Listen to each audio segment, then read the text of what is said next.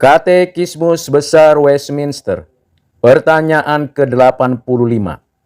Mengingat bahwa maut adalah upah dosa, maka mengapa orang-orang benar tidak dilepaskan dari maut?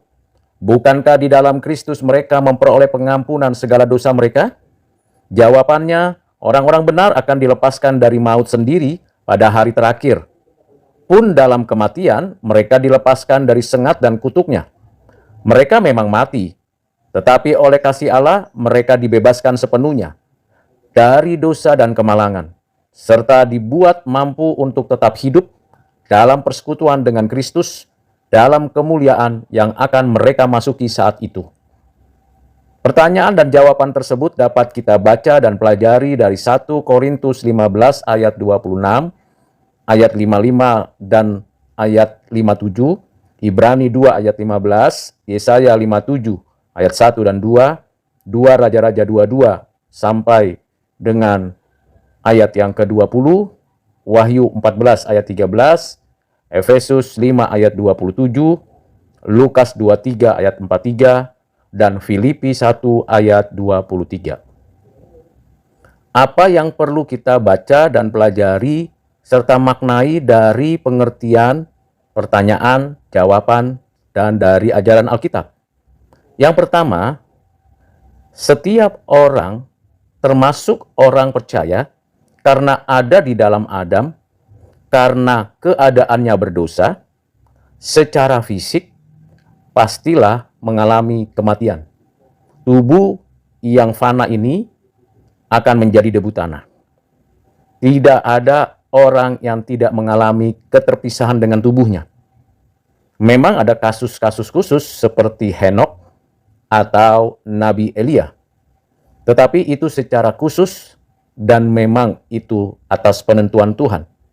Begitu juga nantinya orang-orang yang masih hidup pada saat kedatangan Kristus. Sesaat kemudian mereka akan diubah menerima tubuh kemuliaan bagi orang percaya dan menerima tubuh binasa bagi orang yang tidak percaya.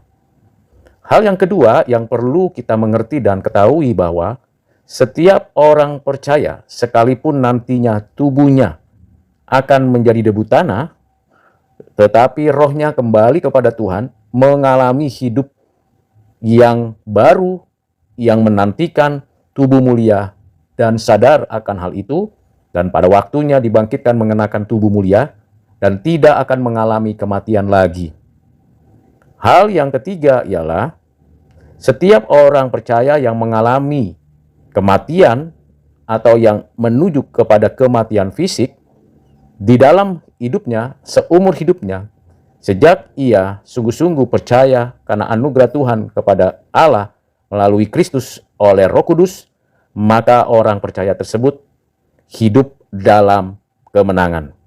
Memang belum sempurna, tetapi akan terus disempurnakan dan mengalami hidup dalam pengudusan, melawan kekuatan dan kuasa dosa, menjalani kehidupan dengan persekutuan bersama Kristus, dan menyatakan kemuliaan Allah melalui kebenaran dan kasih karunia-Nya.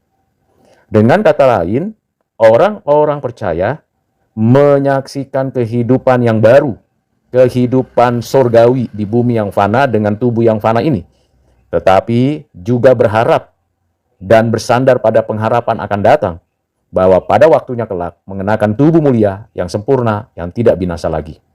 Kiranya dengan penjelasan ini kita semakin percaya dan meyakini akan segala kasih karunia anugerah dari Allah Bapa kita di dalam dan melalui anaknya Tuhan Yesus Kristus, penebus dan juru selamat kita. Amin.